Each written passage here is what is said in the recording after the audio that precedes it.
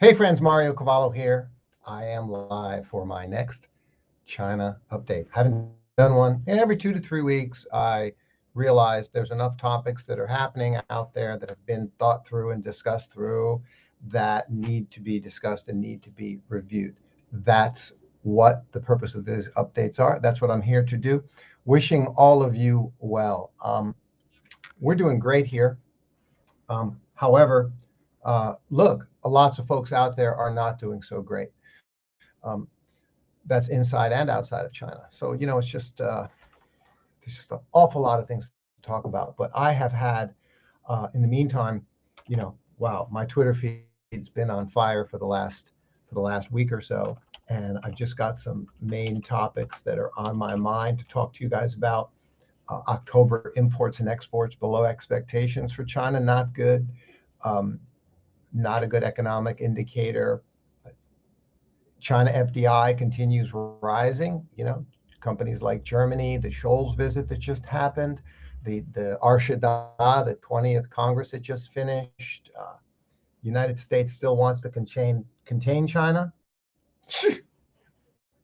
Yeah, bad idea. That keeps backfiring. No, BMW. Yeah, unbelievable. China's upper middle class is the greatest success story in the world, and their middle classes right there too. So lots going on. Where do I begin? Yeah, we're going to have to begin with the guys that are. There are people out there who think they're so smart, and they don't live in China. Online people, which unfortunately are we call them. See, I want to try not to overly generalize, but you use these buzzwords to try and identify a category. Western mainstream media, meaning mainstream, meaning the media that because there's some mainstream media that doesn't do it right, but the main media, the narratives which come out of the United States government and the Western media there, which would be like CNN, Fox News, is always has this anti-China slant. It's not even just an anti-China slant. Actually, even when they report on China reasonably balanced and or positively, it's also still a mess because it's distorted. It's not real. It's not a correct representation of China. Anything and any and all reporting, and I do mean by the Washington Post, the Wall Street Journal, the New York Times. I don't care who. Okay, Tube4MJ, thanks, boss. Welcome from Australia. If my video is soon, hopefully it's just like buffering. Let me know if it doesn't unfreeze, or let me know if it does unfreeze. Just leave me another little comment in the box there, because it should like freeze, buffer for a while, and it'll unfreeze. The issues are that now I just lost my train of thought. Where was I? Oh shoot. Yeah. All right. So I'm going to go back to this topic of U.S. wanting to contain China. Okay. Look, folks, this is an incredibly bad idea. Along with want to, you're the brilliant ones out there. Oh yeah. I was saying, you don't live in China. You're the mainstream media. Even if you report on China and you try to do it reasonably and positively, you still report it in a distorted way, not necessarily a anti-China way, but in a distorted way. Okay, boss. Thanks for telling me. So I'm assuming you can still hear my audio. Let me try something here, and I'll see if I can fix this. Hang on 1 second. We're going to see if we can fix this.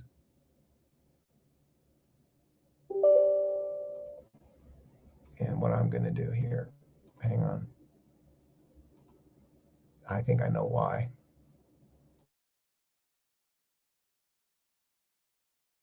Someone in the group, thank you, is telling me that my video feed is frozen, and now did a little refresh here, and audio is okay. And let me know if I'm going to say, let me know Is the video getting better this minute?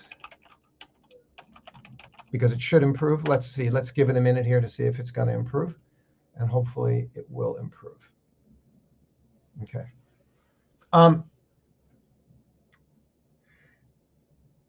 What I'm describing to you, people not giving you a clear picture about China, is nothing new. This is not a 2022 thing. This is not even a 2018 or 16 thing. This was in 1999 when the gentleman from Chongqing in Los Angeles first invited me to China. I was like, oh, you want me to go to China? Oh, I can go to China. So, okay, I hadn't thought about it.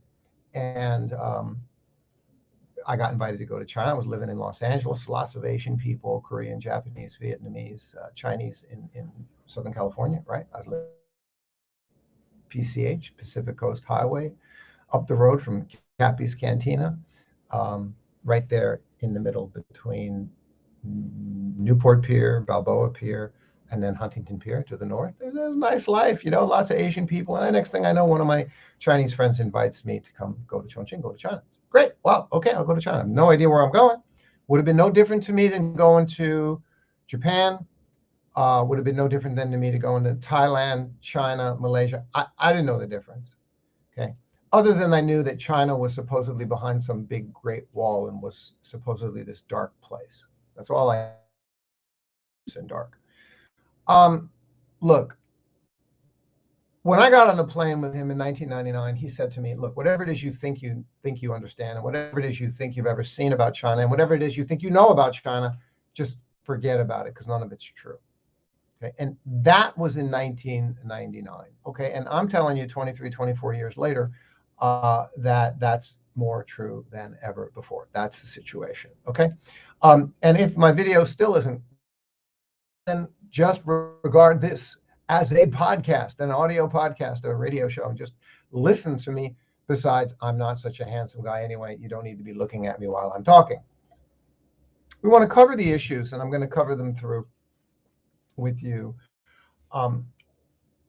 Again, now we're to the China watchers, some of whom do have more intelligent opinions and appreciate, okay, but so many of whom have absolutely no idea what they're talking about.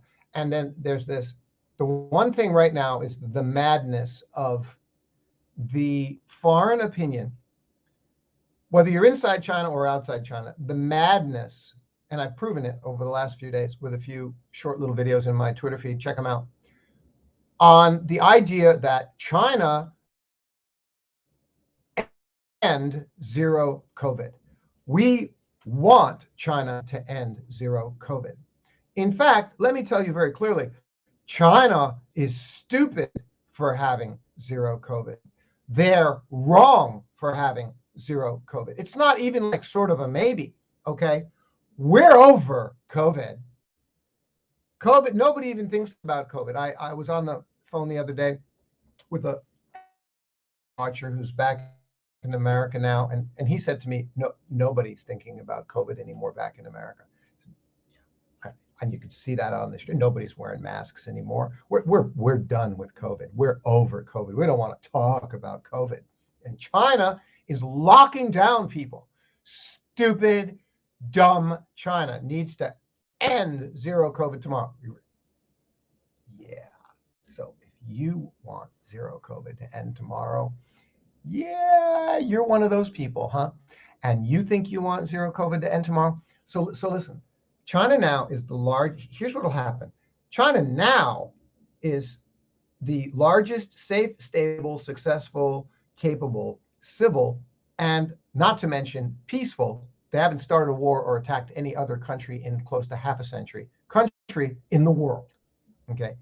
And so there are people in the United States, starting with, Gordon Chang, who want to destroy the Chinese Communist Party. That would be the Communist Party of China.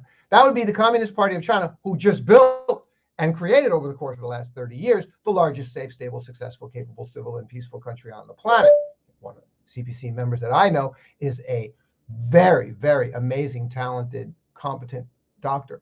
And she runs the beautiful, amazing, fabulous 5-star maternity hospital here in Shenyang. and she is a hardcore, wonderful, devoted, loyal CPC member. So she has extra scrutiny because she's a CPC member. Okay. Oh, so she, in God, she, in addition to running a maternity hospital, which is in women and babies, she takes care of Down's syndrome children and pretty much can't talk about it in front of people up on stage without shedding a tear in her eye of love for her Down syndrome children that she takes care of. Okay. And China, if you're a Democrat or a Republican and you come to China, you get extra scrutiny because you're in a certain political application, right? I mean, this is nonsense. The demonizing of all things China. Honestly, screw you for this. This is a disaster. This is the dumbest, most ignorant, fake, false, stupid, delusional, white supremacist shit going on out of the Western world that you actually think you're like truly the superior leaders of the world. The only reason you're the superior leaders of the world is because you had bigger guns than everybody else. Okay. There's this book. Wow. Into my head, a historian book called Guns, Gunpowder, and Steel. Guns, Steel, and something. Really good history book. Gosh, I can't think of that. Anybody watching, if you can think of the name of the book I'm talking about, was a bestseller. Kind of boring to read, but deep, amazing, revealing the history. Okay, which reveals that the one that showed up with the gun, okay, is the one that won the fight, not the one that showed up with the knives and the spears. Okay, so you want to talk this history of European and then Americans just warmongering all the other countries of the world that we are the better ones. We are doing this for democracy and no, you're doing it for power and control, and you're trying to contain. You tried and you wanted to contain China, and you thought you were going to contain China. You thought, well, we're just going to export our manufacturing and we'll let them build it. Well, we didn't expect them to become a competitor. You see, I mean, this is where we're at. Okay. And it is a big, we'll talk about the Thucydides trap and all that other kind of stuff. Tube, M for J. I can understand why China has a zero COVID policy, he says. The alternative is unthinkable. Now, there's a man who knows what he's talking about. You want zero COVID to end, my friends? That's what you want? You really think you are smarter than, okay, there's a guy on YouTube this morning. He's telling me that zero COVID should end. And I said, okay, so you're smarter than the entire gigantic Beijing leadership committees of the Chinese government, who are running a country of 1.4 billion people, who through WeChat codes, through QR codes in health apps, okay, are getting feedback in real time of the exact tracking, the exact tracing of virus all over the country, and the movements of the people, okay, so that they know they have this amount of information, which is then being analyzed and sifted as quickly as possible, and then thrown on the desk in front of them. And then there's a group of 10 of them there to look at all this updated information every single day. Okay, we now have 1.2 China who are vaccinated. This is 85% of the population who have 2 shots, and 800,000 out of 1.3 billion, about 65%, who have 3 shots. Okay, and 100,000 people per day more are getting vaccinated. Most of them would be getting their 3rd shot, right? Okay, good. So we have that kind of data, that kind of real-time feedback happening from all the provinces. We are the leadership committee running the country, and we have all this information, and we are running a country of 1.3 billion people, and some guy, like an armchair quarterback sitting in Wisconsin, who's read a couple of books and CNN headline stories about China, thinks that he knows that China should end its zero COVID policy because it's stupid. What are you going to do with these people? I mean, I don't know this is what has been driving me bananas for the last week. I got people telling me that China should do this and China should do that. And I go, okay, good. You obviously know more than the giant apparatus of the Chinese provincial governments, okay? Reporting in real time, massive amount of data and experience, good things that are happening, difficult things that are happening, local lockdowns that are not going as smoothly as they should. And all this information is just being fed into the base of the leadership there, who is analyzing it and adjusting as fast as they can, okay? The next thing I'm going to talk about is a very important adjustment to COVID policy here in China. So listen up, okay? I'm going to explain that to you in about 2 minutes, but I want to finish what I'm saying, okay? People who think they know better than this apparatus of the Chinese government that has managed to build the largest, safe, stable, successful, capable, civil, and peaceful country on the planet over the course of the last 20, 30 years, I would consider it a relatively competent government, at least relative to Western governments, as good as, say, how good is and how effective and how efficient and how trusted and how good of a job is the United States government doing for the people of its country. I think they're doing a horrible job, okay, which doesn't make me anti-American, okay? I'm heartbroken are doing a horrible job. I am heartbroken that the United States government is a mess, that it has morphed into a plutocracy, okay, which is there to favor and cater to the rich, okay, not the people. And you see, do you not, this is not my personal opinion, do you not see the results? You have skyrocketing homelessness,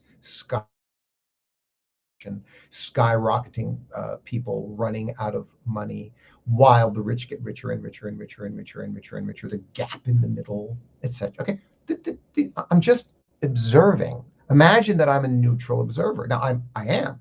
So, no, you're not a neutral observer, Mario. You're biased. Admit your bias.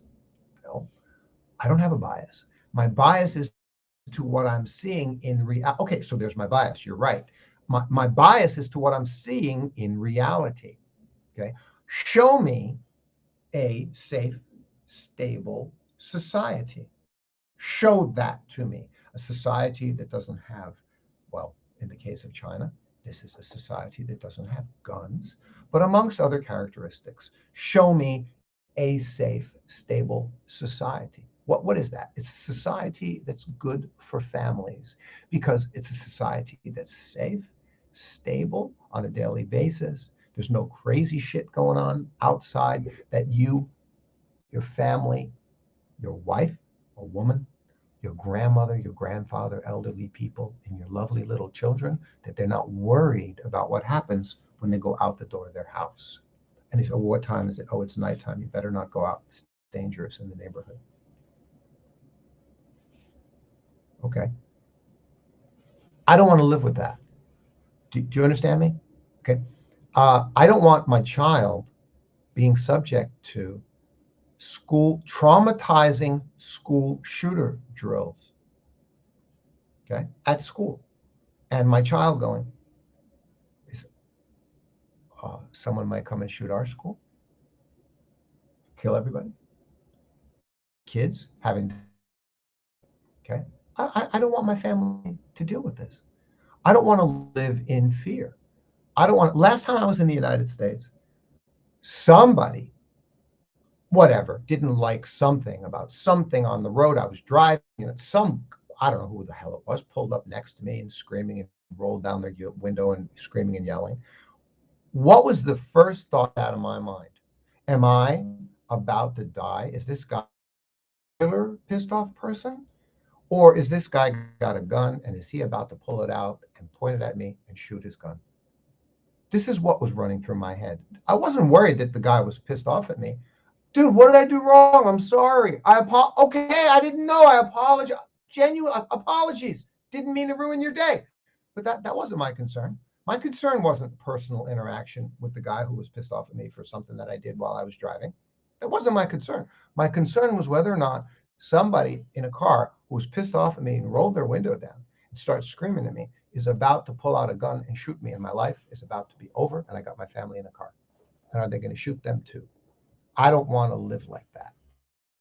Okay? I don't want to live like that. Okay? Now, what I'm trying to tell you is every society where you live, there's something that you don't like about what it is. Okay? And there's things that you do like. And that's it, wherever you happen to live. It doesn't matter. Now, a lot of German people here in Shenyang, booming business, booming business for BMW and automotive, which is based here in Shenyang. Okay, I'll talk about that later too. Okay. So again, foreigners living in the community here, and they have a harder time than Chinese do accepting that China is doing zero lockdown, zero COVID. And they say to me, they're sick of it, they're tired of it, they don't want to deal with it. But then in the next breath, they say, but if I move back to Germany, then there's things there that it's not good either. Okay? So I'm not criticizing China, and I'm not criticizing Germany either. Folks, this is the human condition. This is the state of life. You have to come to peace with the balance and the compromises of the good and the bad that you like or don't like and where you live. Okay? That's it. That's what you have to do. And I want everyone to be able to do that. I want you to be comfortable. I want you to be happy. I want you to be able to live with the pluses and the minuses and accept it where you live and live with a sense of well-being wherever it is you happen to live. I hope you can do that. I really do. Okay.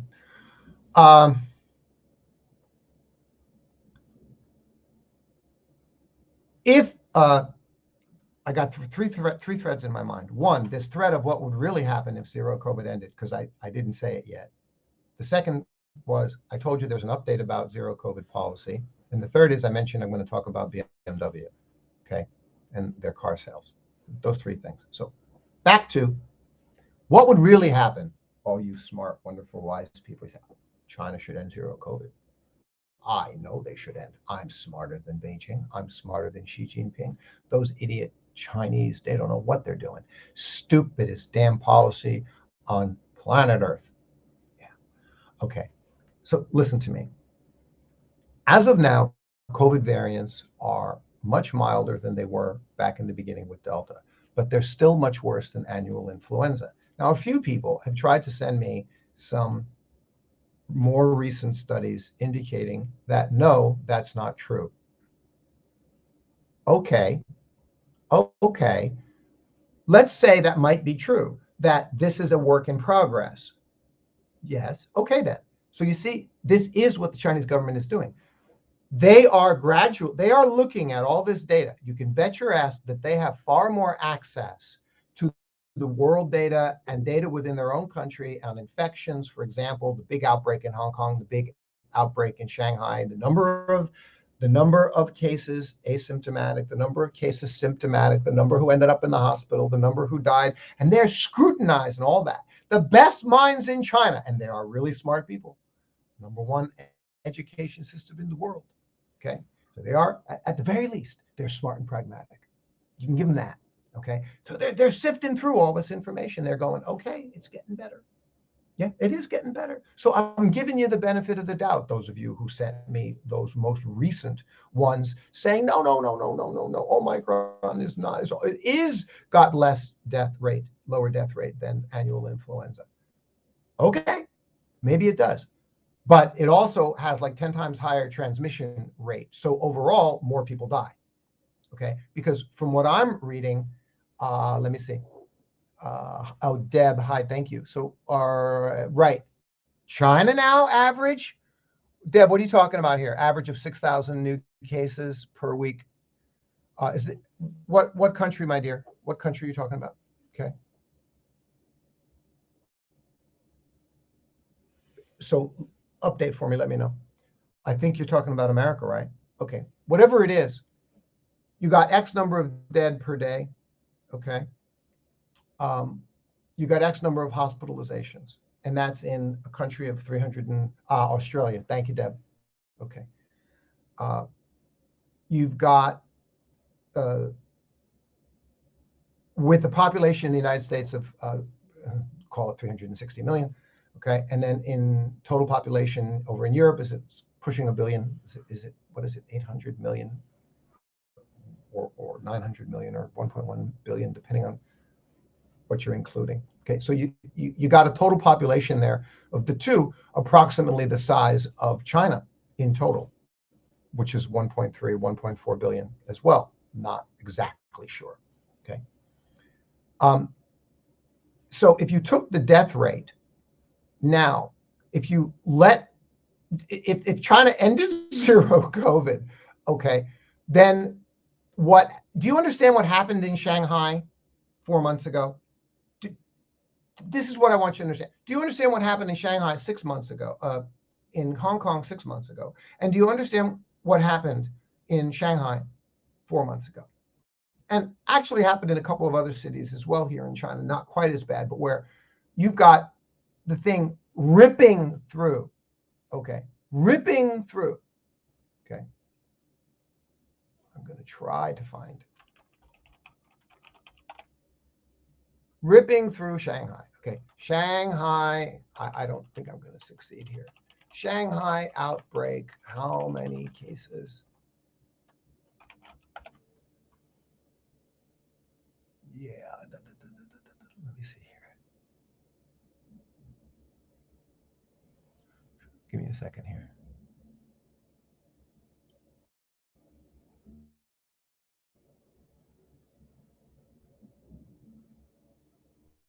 Yeah, I'm not getting it.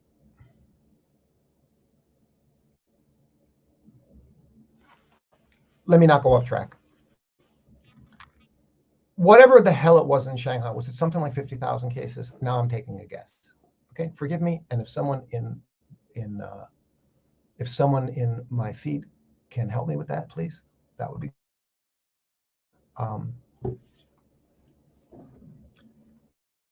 Do you understand? If China ended zero COVID and didn't do lockdowns, didn't do quarantining, that what happened in Shanghai would happen everywhere.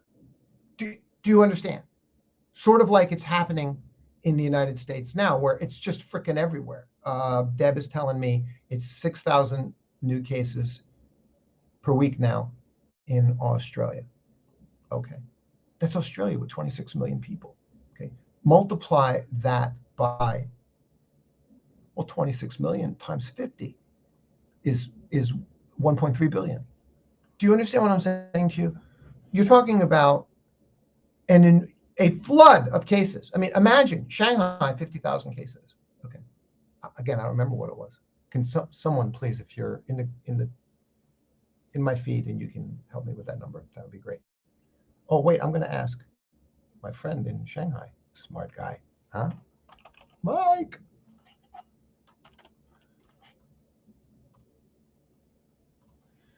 Mike, how many total cases was there in that nasty Shanghai outbreak?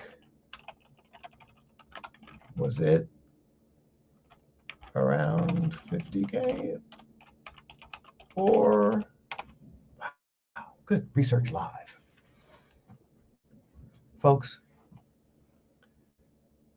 Xi Jinping said at Arshada very little about zero COVID, very little about Taiwan, and very little about Hong Kong.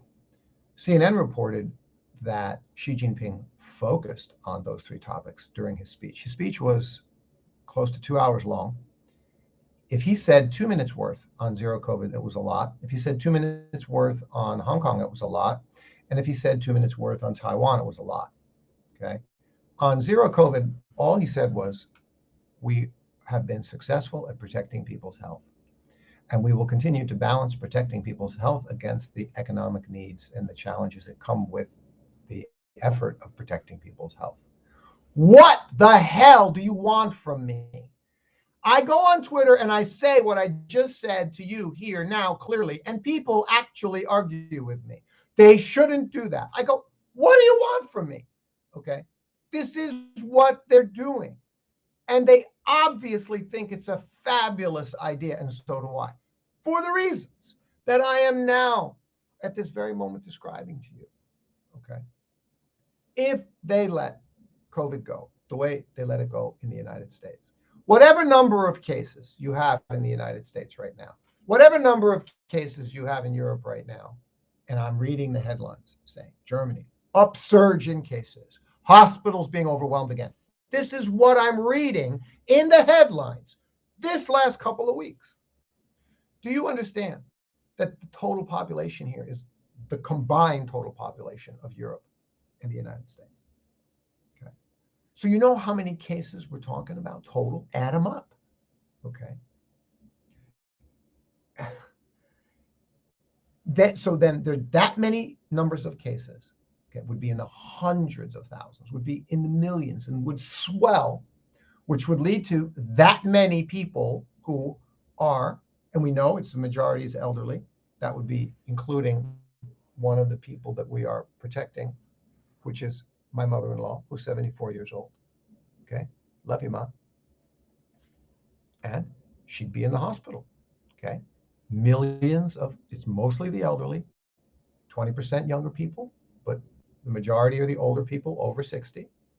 Just like all kinds of bugs, annual influenza and flu bugs, most of it hits the elderly. We know this. Though H1N1 in 2009 break out, which broke out in the United States, and no one ever blamed the United States for it, even though the CDC let it rip, okay, and 1 billion people got it, okay, and I forget how many now died, okay, it was very bad, and it killed a lot more younger people than the average annual flu does. So that was particularly nasty. But COVID doesn't kill a higher percentage of younger people. COVID kills mostly elderly, 60 and over, as typical annual flu and pneumonia, this kind of thing. Okay, good, fine. That not good, but clear on the reality of COVID. Okay, folks, the hospitalizations would go through the roof. The deaths would climb. And this is the most important thing I'm going to say to you on this live stream today. In a society where that's not acceptable, because this is China is still, you could say it's like Italy, not like neoliberal America, okay, where the value system is high on freedom and individualism, okay? I said that without judgment, but that's what it is, okay? Whereas here, it's still a society rooted in traditional values of the core of society, and the Chinese government supports this fully still. I happen to agree with it. The core of a safe and stable society is to have households of marriage, family, children, including filial piety. This sounds very Judeo-Christian. This country is more Judeo-Christian ethically than the West is now, but actually it comes from Confucianism as well, more so than I'm not saying it comes from Judeo-Christianism here, it comes from the Confucianism, the filial piety, the 6 precepts, 6 of Confucianism, okay? The major one of which is filial piety, taking care of your parents, which means taking care of your parents right away. You could say parents / right away. You can say grandparents. Thanks for posting statistics. I'll get back to you. Thank you, Deb. Okay. So you're in a society where, again, what did Xi Jinping say at our Shida, the 20th National Congress? Xi Jinping said, we've been successful at protecting everyone's health. Did he say we've been successful at protecting some people's health? No. He said we've been successful at protecting everyone's health. Everyone's health. Everyone's health. Government for the people. Everyone. All the people. Now, that means that the people have to do their civic duty in cooperation to make that possible, and they don't have a choice. But they accept the choice. Okay? The vast majority of Chinese here, 80% on average. I did 2 surveys. I did a survey in Mandarin and people whining and pissing and moaning. The survey you did was in Twitter. No, the survey I did was in Twitter. Lots of Chinese from the mainland are in Twitter. Lots of Chinese use a VPN. Millions of Chinese use VPNs. Okay, and go on Twitter. Okay, but they also discuss amongst themselves in Weibo and Xiaopinghua and Bilibili and all their own social media. Okay. Now, whether you believe the fact that they discuss these things and criticize what they think the Chinese government should do in social media, I can't help you because they do. You insist that no, they don't, and they get censored. Okay. No, China manages the information, but millions and millions of comments every single day of people discussing these things. Okay. You don't want to believe me, I can't help you out. Okay. So this is the situation here. If the government didn't do its job, which was the mandate to protect everyone's health, that's the mandate, right? I'm describing to you, I want to emphasize this to you. I am not expressing my opinion, okay? Opinion is an opinion. I'm not expressing my opinion. I'm explaining to you, I'm describing the situation to you. This is what is happening here. Okay, there's a pair of Denon headphones on my table. And there's a little, oh, look, there's my little smiley thing that I have, right? And oh, look, here's my Chinese wooden carved back scratcher, okay? And a silver pen, and here's my coffee. Okay? I'm describing things to you. I'm not expressing my opinion about the stuff.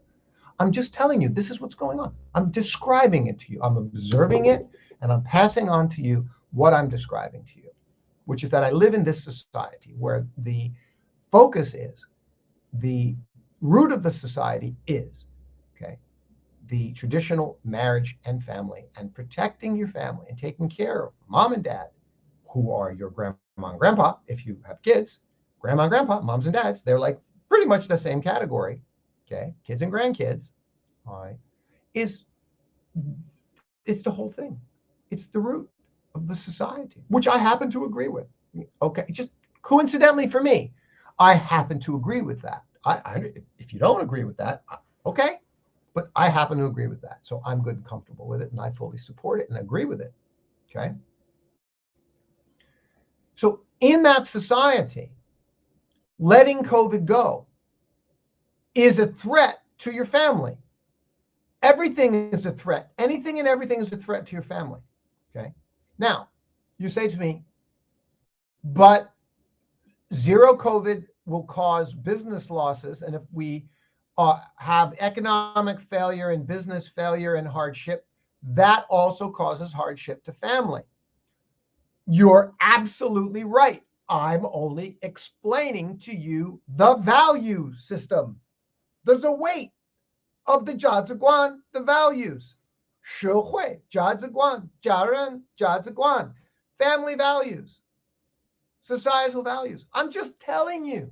I appreciate your idea and opinion if it's different or you have an opinion about that. You say, well, I don't think you should make saving grandma more important for his grandchild, for her grandchild. I don't think you should make saving grandma more important than saving the economy, the businesses. I will kill your grandmother.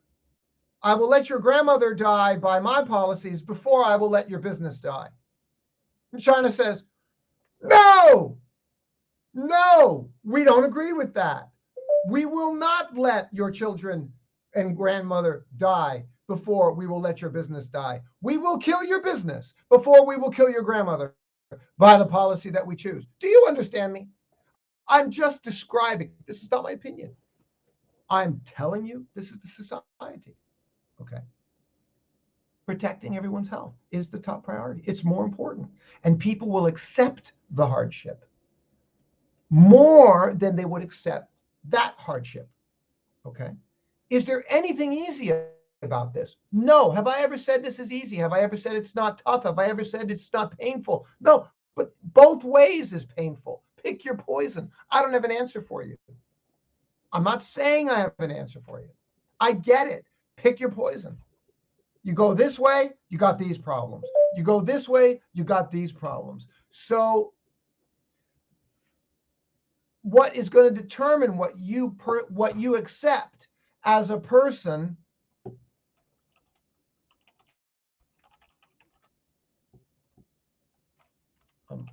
following up on my research here. This is a matter of what you're going to accept as a person based on what? Based on values. Now, that's your personal values and your societal values. Okay, so that is the answer. Okay, because yes, there is going to be hardship and there is going to be loss. Okay, I acknowledge that. Everyone acknowledges that. Okay, in the United States, 1.2 million people have died.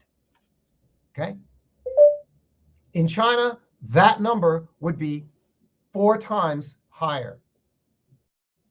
You see? Now the death rate is lower. So the daily amount of deaths, whatever they are in America and Europe, combine them, whatever the hospitalization level is happening, whatever the death rate is happening,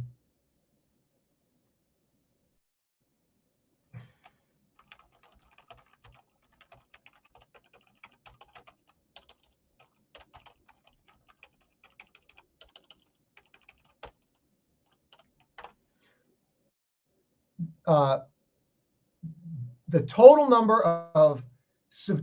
amount of severity of hospitals being overwhelmed, the number of beds, the number of hospitalizations, and then the number of total cases, the number of deaths, the impact, who's out of school, who's out of work, productivity against businesses, long COVID, the total of that's happening in all of mainstream Europe right now, plus the United States, add those two together, and that's what now, we're talking now, with Omicron variants running around BA.25552.168-9, whatever, right? That's what will be happening in China quickly if we let it go. Okay. Even now, as it is, with the lockdowns, with the quarantine measures, okay, there's a lot of cases. A lot of cases means a few thousands of cases here and there, here and there, here and there, which for China is a lot of cases. Okay. If the Chinese government did that, the people with the high value of wanting to protect the families couldn't protect the families. Grandma and grandpas, all these grandmas and grandpas and moms and dads would be going into hospital. Oh, by the way, in America, the health problem is the obesity and the diabetes, which makes reaction to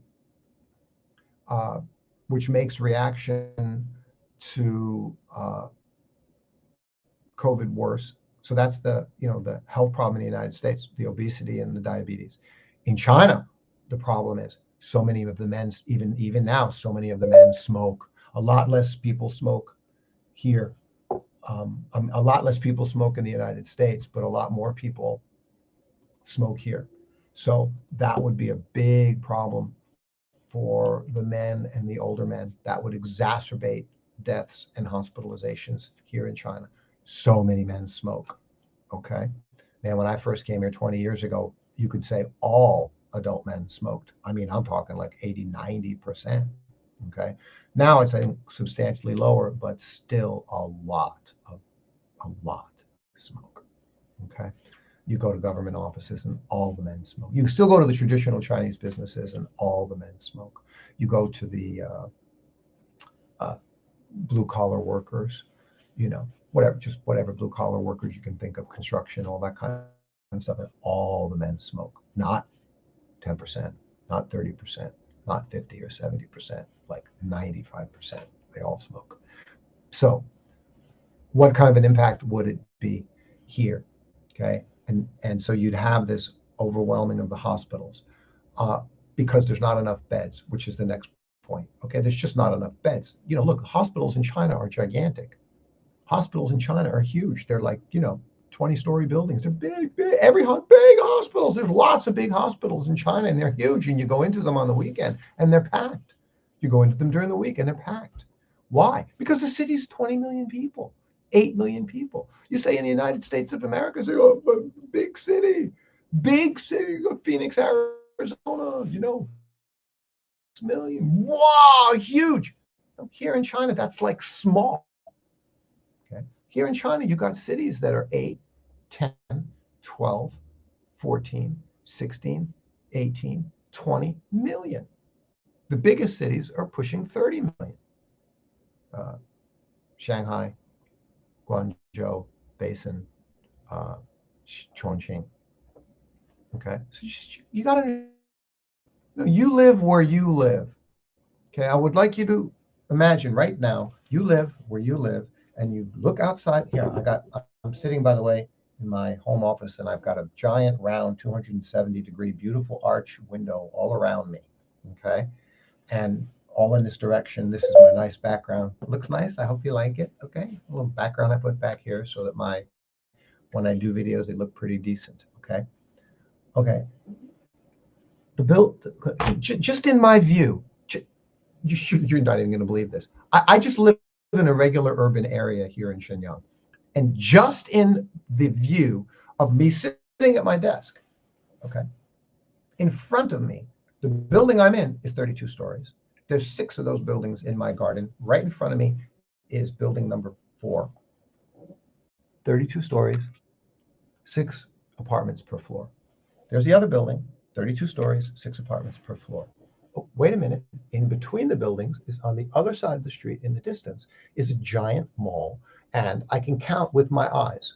1, 2, 3, 4, 5, 6, 7, 8, 9, 10, 11, 12, 13, 18. In the space between the building and the Olympic Stadium, I count 18 buildings, all of which are at least 20 stories. Okay, I move to my right. I go to the edge of this building, and in the far distance down the road, I'm talking like all the buildings I can see far down the road. 1, 2, 3, 4, 5, 6, 7, 8. 8 more buildings. This is just in my eye line. Okay, and these are 40-story buildings.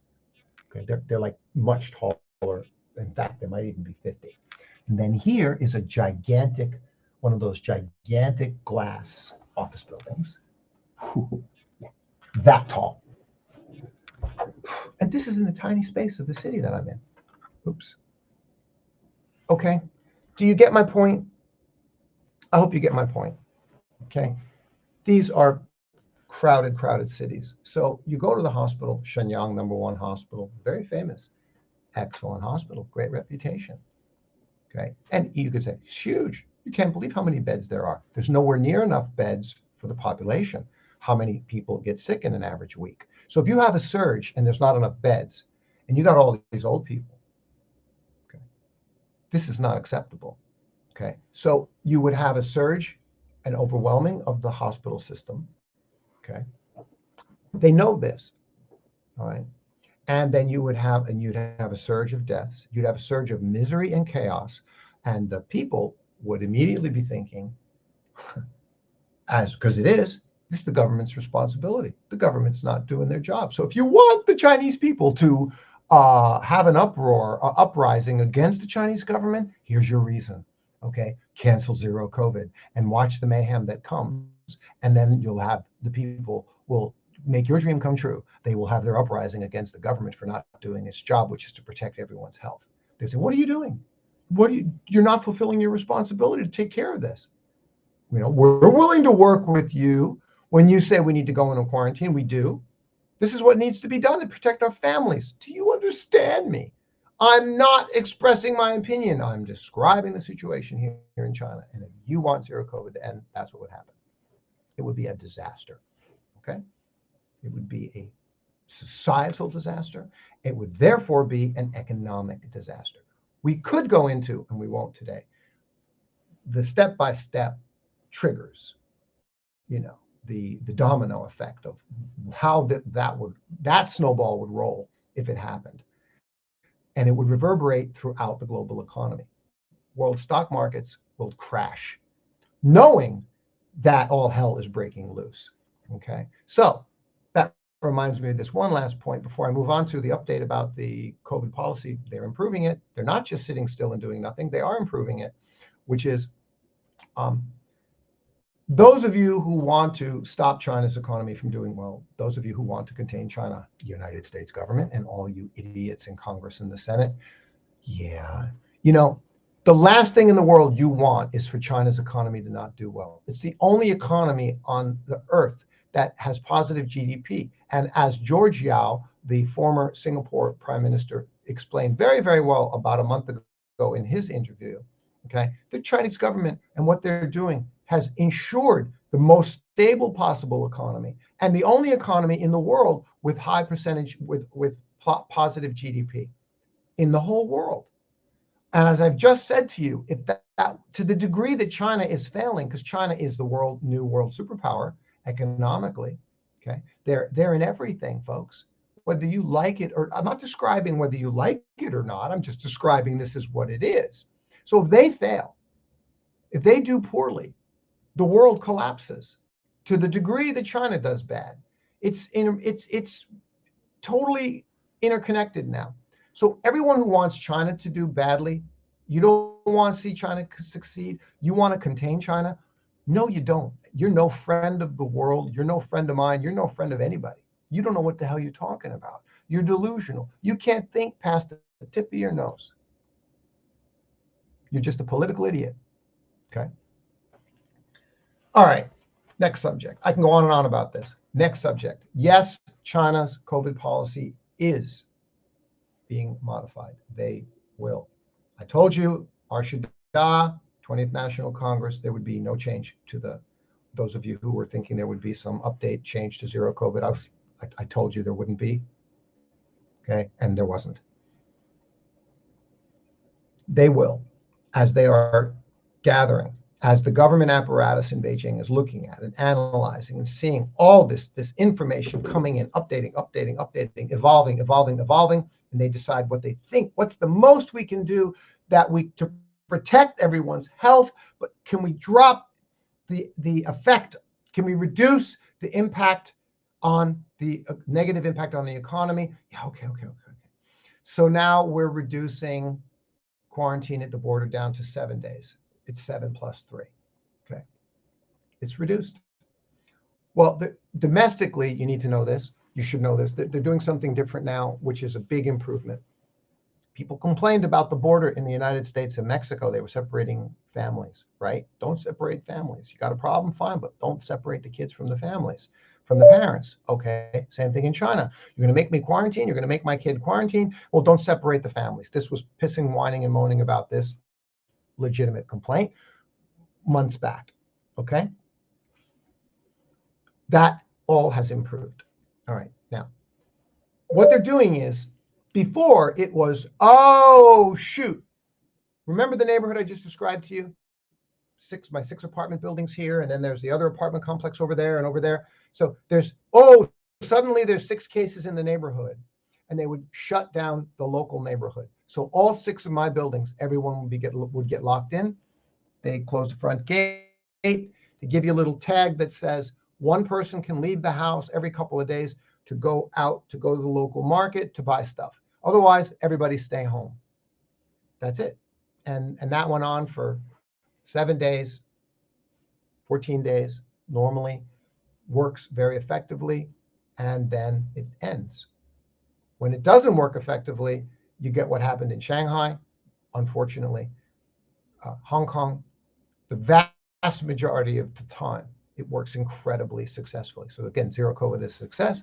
20th National Congress, Arshida, Xi Jinping said, we have successfully protected everyone's health. Because at any given moment in time, okay, most people are not in lockdown. 90% of the population of China is not in lockdown because a small percentage are to protect everyone. Do you understand? I'm just describing to you what's happening. Okay, they've improved it. Because it was, again, 6 cases in the neighborhood and my whole neighborhood. Oh, they locked down there's 2 cases here in this complex, yours, in that building over there, and another 2 cases over there. They would lock down the whole neighborhood. Okay, they're not doing that anymore. Okay. Now they're doing more on the contact tracing. Okay. Jiankang Ma. Here, let me show you the Jiankang Ma.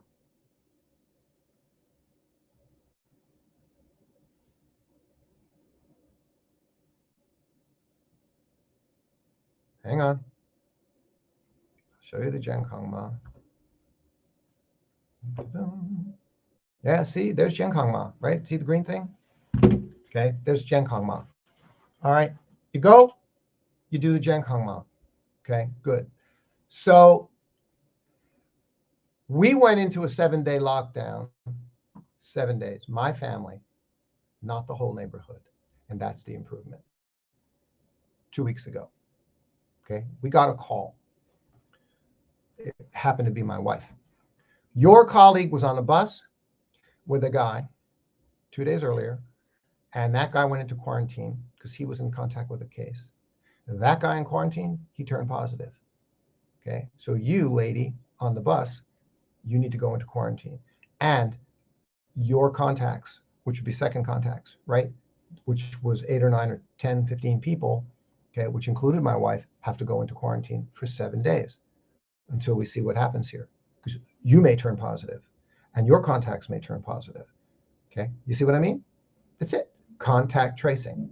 Very clear, very precise, very accurate. So now we were the ones in contact with a positive case. Okay. Previously, they would lock down the whole neighborhood. Now they are just contact tracing and saying, you were the contact trace family. You're the one that needs to go 7 days quarantine. Okay. This is really good news, right? They're not locking down the whole apartment complex. They're only saying the people that were in that contact line are the ones who need to quarantine 7 days. Okay? Not bad. The people who were single got taken to local quarantine hotels, and they were nice. They were nice. They were fine. They were okay. Everybody's cool with this. Okay? In the case of my wife, she has what? Us, family members. So the discussion with my wife was, yo jaran, you have family members. So you have a choice. You can either go to the hotel, or if you want to stay together with your family members, again, everyone was whining, pissing, and moaning. It's not good to separate the families. Good, fine. So then if you want to quarantine for the 7 days at home, not go out your front door, your family can quarantine with you, but they can't go out either. That means everybody's staying together. Okay, so they give you that choice. Good. Okay, so what I just described to you is impacting a lot less people to control the virus. I hope you got all that. I really do. Now I'm going to do two things. Okay, my friend couldn't update me about the number of cases.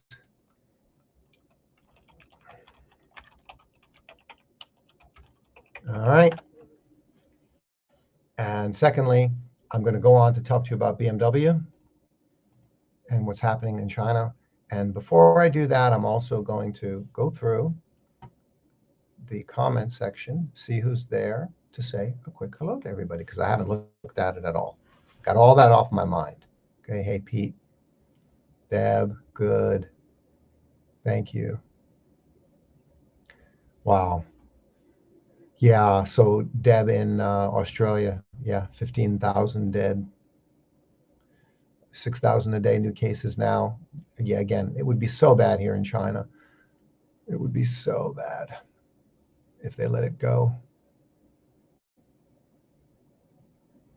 Great Fox, hey brother, good to see you. Yeah, similarly, if it was 17% excess mortality, which is happening, being reported elsewhere, if that was in China, that's an extra 1.8 million deaths. Yep, exactly. Yeah, in Australia, there was no such thing as excess deaths, and then it was just boom. They're open to tourists and removed all pandemic measures, and excess mortality went from non-existent to up 17%. I mean, it's just a reality. So it's like it is a pandemic, folks. It is a nasty bug. All of this isn't happening for no reason. Please, could you please remember that?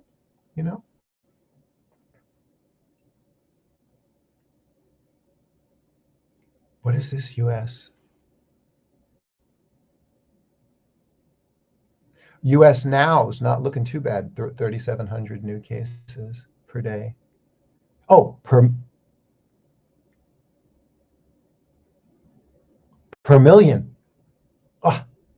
3,729 cases per million. Whew.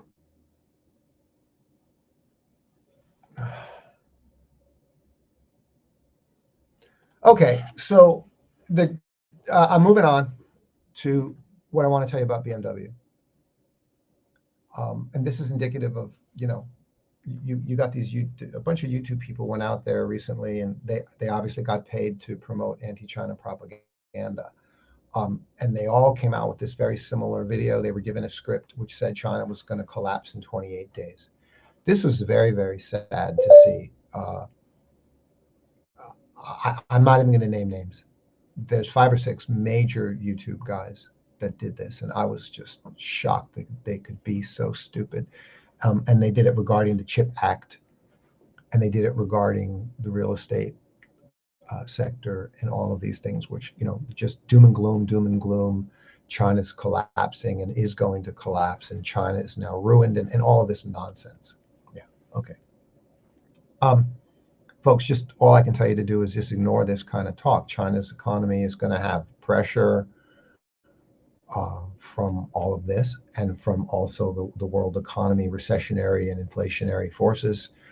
China's economy is going to have pressures and bad numbers, the same as all the other countries in the world. But China's, again, faring better than everybody, better than all the other countries. Just most recent October, imports and exports came up below expectations. Not good. Yeah, it's going to happen, But remember, despite all this negative pressure, we're talking about the greatest, the Ringling Brothers, Barnum and Bailey political propaganda anti-China circus, to a degree that I never imagined I'd see in my lifetime. And it's disgusting and it's disgraceful. And all of you who are doing it, screw you. You get no respect. You deserve spit. So even with all that, Hong Kong is still known as excellent place to do business, top destination, safe.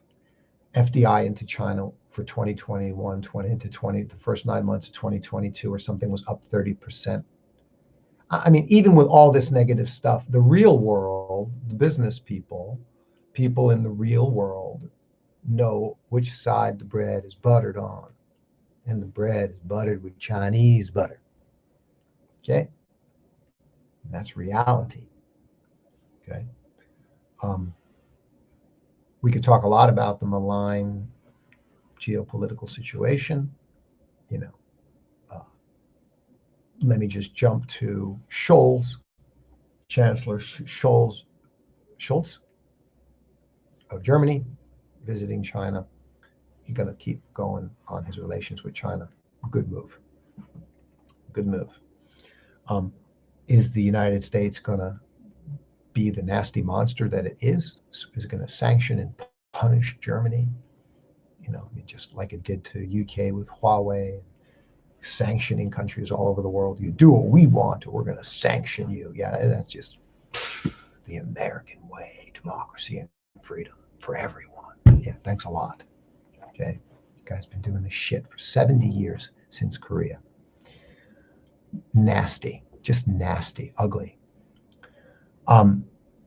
Despite all that, okay, China's economy doing so well in so many ways, and it's the middle and upper middle class that's really, even now, doing very, very well and booming. BMW is based here in Shenyang. They've opened another brand new plant. There's this new Sino-German automotive and industrial and park area that's massive. A huge space, industrial space of Chinese automotive suppliers who supply the automotive parts to and build them to spec for BMW. BMW senior executive is a friend of mine who told me, and he's from Germany, the cars built in China are better quality than the ones built in Germany. It's the kind of stuff that, if you don't like China, really makes you seethe and steam blown out of your ears. Okay? These are the realities. And BMW in China sold 2.5 times, is selling 2.5 times more cars than they are. Unfortunately, I don't remember, is it the United States or compared to Europe, or is it both combined? Whatever it is, the point is, it's that number. It's 2.5 times the number of cars being per year for the past year sold here in China than in the European market or the US market or the combined market, whatever the hell it is. I'm sorry. Again, I'm sorry. I apologize. I don't remember exactly. I just read it earlier. Okay. 2.5 times more cars here in China. Who are those cars being sold to? That's the key point. Okay. Because these are BMWs. Okay. You're talking minimum, I believe, 250,000 for the bottom level 3 Series. They even have like a 1 Series, right? Whatever it is. Then you got the 5 Series. These cars are $500,000 RMB, which is like something like 75,000 US dollars. Okay. You got the BMW X1, the bottom of the line SUV. Again, I think it's 250,000. Don't quote me. RMB. I'm talking RMB, which is like $35,000. But I know, again, like the nicer, like the 5 Series or the X5, or these nice, the nice, more luxurious ones. These cars are $500,000 RMB, which is again something along the lines of divided by 7, right? $75,000. Right? We're talking expensive cars. So we're talking about cars that are being purchased by the upper edge of the middle class and the upper middle class, and of course the luxury. But it's the upper middle class market. Okay, so there's plenty of money. The economy is booming along, doing great. And you need and want China to do well, man. If you're trying to contain China, that's a really, really bad idea, and it's going to backfire for the whole world economy.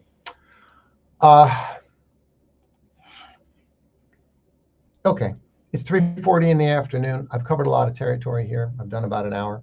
I'm going to end it right here. Thank you very much for joining me. Covered all of these many, many topics. Things to share with you. Please do subscribe to my YouTube channel. Please do follow me on Twitter. Mr. Ma's China Adventures.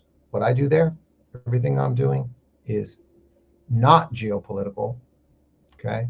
To share what we discover, the best of China, and to share it with the world, all great things, nice things, positive things. We need a lot more of that. Today I covered more along the lines of the updates on the geopolitical stuff, research that I do on a regular basis. Again, my more white collar profile. I happened to have a nice event to go to today, so I was wearing my nice suit and tie, so I kept it on for the live stream. I'm a senior fellow with the Center for China and Globalization in Beijing, think tank, which basically means I'm constantly researching China. So besides the 3 books that I've already written, go to Amazon, check those out. I'm constantly writing new articles. The number one thing I'd love for you to do is subscribe to Mr. Ma's Counterpoint China, my newsletter that I started about 2-3 months ago on Substack. Okay, you can find all that in my Twitter feed, Facebook too. I don't post as actively in LinkedIn as much anymore, but at LinkedIn as well. And that's about it. Okay. Thanks very much for joining me. Have a great day, and God bless. Be safe, be wise. We'll see you all next time. Bye-bye.